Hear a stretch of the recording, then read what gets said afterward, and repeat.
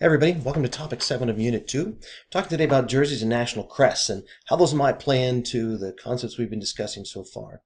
One of the things that interests me when I'm watching, say, Olympic Games opening ceremonies or something is how a country chooses to present itself. And some of the countries you can tell when they come out have been dressed by designers, right? They're people who are looking at how everything fits together, whereas others have chosen traditional costume or traditional things associated with their country in order to communicate a particular cultural value to the world. Same sort of thing in soccer. There's teams that come out wearing either traditional colors that the team wears that communicate something about the team and or the country to an outside observer and an internal fan, or who wear something on the badge that's supposed to communicate something. And there's reasons why they do it. And where I want to start today is with heraldry. So heraldry is comes out of medieval Europe. It's a concept whereby you first were trying to let people see who a fully armored knight was in battle, so you could tell who was who. Right? Those tin cans that people used to wear were hard to pick out who was who. But it emerged and evolved into something where you're talking about coats of arms, symbols, and other things to communicate to someone the connections, the grandeur, usually the grandeur, but more so the connections of a certain group, a certain person, a certain royal house, a certain country to others. What went into to that being connected from one to the other. So this is the coat of arms of Charles V of Spain from in the mid-1500s, and all the different places listed there on the right, you don't obviously have to read them, which he was connected to either through marriage or through conquest. And so the symbols of those houses then became part of his house. And so the idea then became is that transferred from a king, a ruler, so that the coat of arms used to change depending on who was in power and which dynastic reign was in. You would change the coat of arms to something when you get to more to the nation state era, when you have countries with some sort of different sort of constitutional representation or democratic representation, where the coat of arms can come to represent the country. Sometimes they still have kings or royal houses, sometimes they don't, but that idea passes on. So it passes on not just sort of typically to the country, but to the symbols they're going to wear. So the first concept I want to introduce you to today as to why the jersey might matter is that most countries are young. Now, one of the things you'll find as an American who travels abroad is that people typically can sort of dismiss the United States as a young country. And I would posit that they've got that completely wrong, that our culture may be young, but our country is old. That as far as founding a country that looks and acts like the United States does today, is something that goes back to 1776, or if you want to wait till we actually won the war and passed the Constitution, signed the treaty with the UK and stuff, 1783. But the idea is that we're not a young country, we're an old country. The culture is young. So in Europe, in a place like Czechoslovakia, which was existent for most of the 20th century, or then the Czech Republic, which is part of that, then it seems like Czechoslovakia or the Czech Republic should be an old country. But in fact, the country itself is young. That in that region that we now call the Czech Republic, there were kingdoms that existed for centuries. The Kingdom of Bohemia, the Kingdom of Moravia, and the Kingdom of Silesia.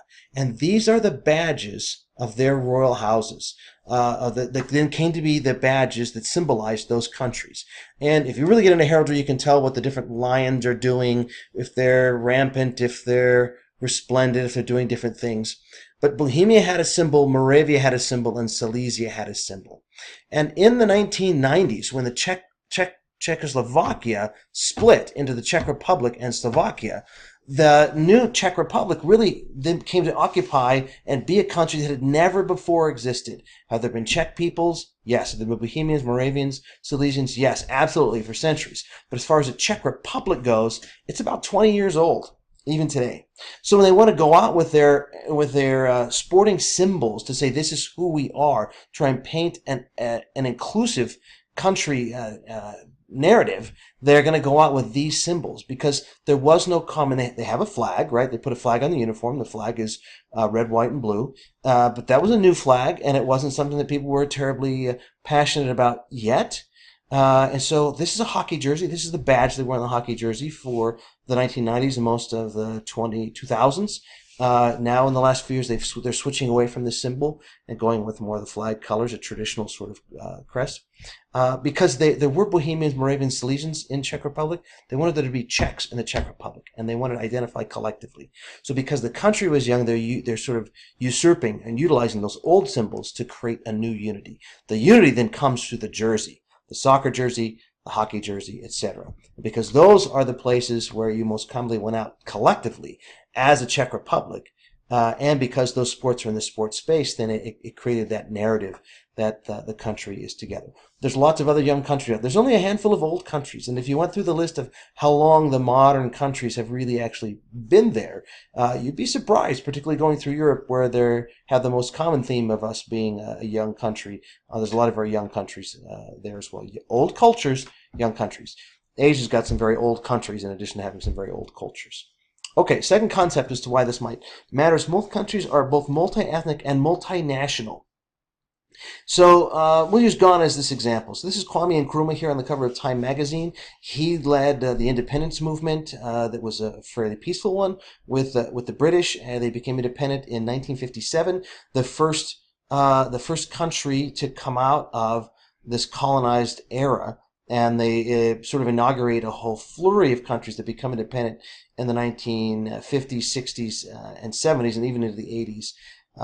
When you get and 90s when you get Namibia, which we looked at in the last topic, if you listen to that Frankie Frederick story. So they're multi-ethnic countries that had never really existed as a unified whole, except when the colonizing power said they were. So there's a line drawn on a map, and it becomes the Gold Coast, and it's a British colony. And within that, though, are several national groups that identify with different cultures, different languages, different traditions. And here's a partial list of the national linguistic groups here on the right. So the challenge for Kwame Nkrumah is, once the British aren't there, the British who had provided sort of a common opponent, they were fairly helpful in the independence process. Not all countries were helpful in the independence processes. But the Brits were in the case of Ghana. But once you don't have the Brits to sort of ally against, what collectively tells people they're Ghanaian. And what Kwame Nkrumah does is he hits on this idea of the black star. That the black star on the flag, their national flag, and the black star on the soccer team jersey in particular is going to unify the people in a different way, because the people from the different ethnic groups will come together on the Ghanaian soccer team, and you can say this is us collectively. And he uses the soccer team as a very visible symbol of unity, and he sends the soccer team out to play games all across the African continent with that same sort of message that we can do Pan-Africanism. You can bring your people together in new and interesting ways that are not just determined by the colonizing power that existed there, but that you're defining for yourself. So the Black Star is one of those, because the country's multi-ethnic. So you're going to turn to the jersey, turn to the symbol, and they're going to put the Black Star on their jerseys. Belonging somewhere is a complicated question. It's a little bit esoteric. If you're in the United States, you know you're here for a lot of reasons. So if you're sitting in Moscow, Idaho, you've got federal offices, you've got federal highways, you've got federal currency, you see the flag, the education system from a young age is going to teach you about what it means to be in the United States. You're going to take federal holidays off. You're going to have a whole host of things that tell you you're here. Now, you know, Moscow's kind of rural. We're out here on the Palouse, right? And then there's even more rural areas as you drive through Idaho. We got some spectacular scenery and some very small towns.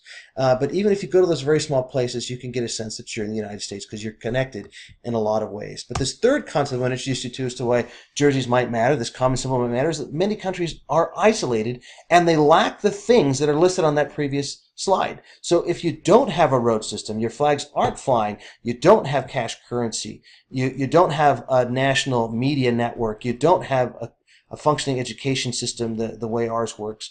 And if you see the Army, it's not because it's a positive sort of thing where they're being trained up here at our universities, or their National Guard is present to help us in disasters, but it's because they're coming after rebels or they're rebelling themselves, and so you have to hide from the Army.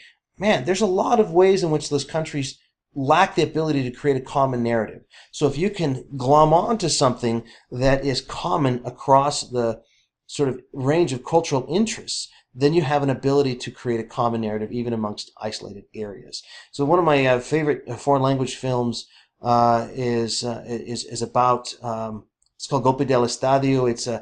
It takes place in the midst of a soccer game between Colombia and Argentina, a very famous game played in 1993, qualifying for the 94 World Cup, where the Colombian team goes on the road to Argentina, who's one of the most fancied sides in the world, had won the World Championships in 86 and become second in 90, and they beat them 5-0 in Argentina. And all the different people all across the country, sort of all the reaction of people all over isolated Colombia sort of feel connected to a larger Colombia through the soccer team. And so then they have the symbology of the jersey then becomes important.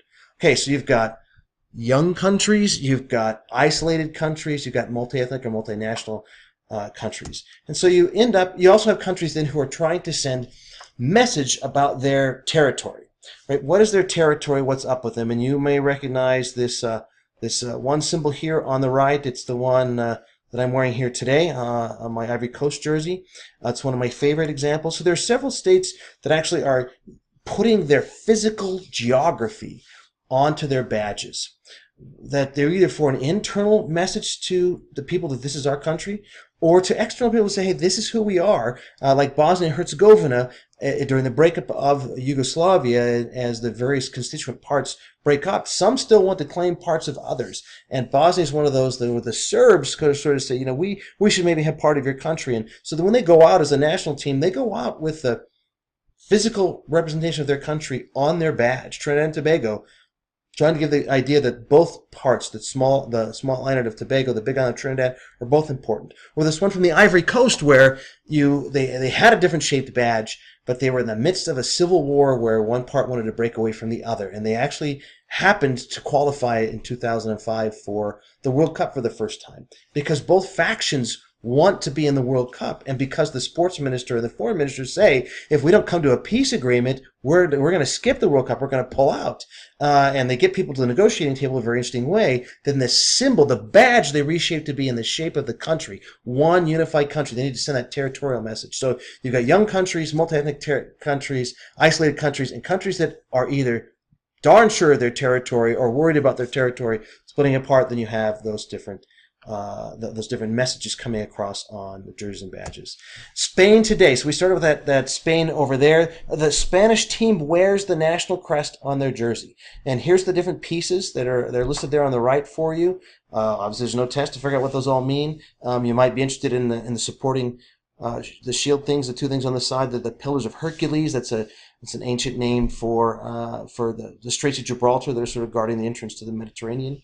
And so they've got these things there that are sort of indicate all these places are Spain. And part of that's because, as I mentioned in the lecture earlier in this unit, you do have places where you've got, right, I use Spain in quotes because there's lots of parts of Spain that kind of want to be independent. And so when they go out of Spain, they have to be careful that they have an inclusive symbology on the jersey, because the national team, the Red Fury, or the Fury is their nickname, which won the World Cup in 2010, which won the European Championship in 2008 and 2012. When they go out, they're the most visible symbol of a collective Spain. And that's when they're trying to remind people that being Spain matters, that they can be great together as Spain. Because if they're not reminding people of that, and that their sub-national identities are not there on the badge, that they're not part of the endeavor, then they lose an opportunity to repeat that sort of ideology again and again. So, very interesting sorts of ways that all these things come together. The jerseys matter. The symbols matter. Sometimes they're being usurped by apparel companies, right? That the snake on the soccer jersey for the United States and stuff like that. But you might argue that in the United States, you're not trying to convince us that we're unified through a jersey, because we have other things that unify us. But there's so many very interesting examples that you could go through on soccer jerseys to see why they're doing it, what the communication attempt is there. Why does Japan have a three-legged raven on the jersey that's carrying a soccer ball on its third leg? Why do they wear pink? The women wear pink. It's not because it's feminine. There's a cultural interest there, and a whole host of other things. Anyway, it's interesting to pay attention to, and it's because sports space matters, because people engage in that way. They're going to use that collective message through the team and through the jersey and through the identity to create something greater than they otherwise could be.